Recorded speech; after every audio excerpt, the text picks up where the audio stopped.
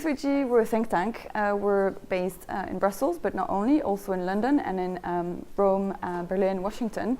We're very policymaker focused. Our goal is to accelerate the transition to a low carbon economy, or actually carbon neutral economy.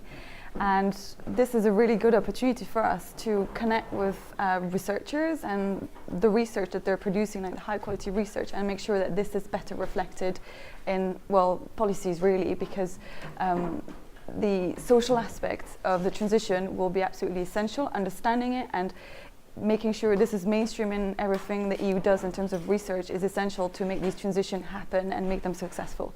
So for us, it kind of complements our work in a different way than we usually do on our Brussels-based work.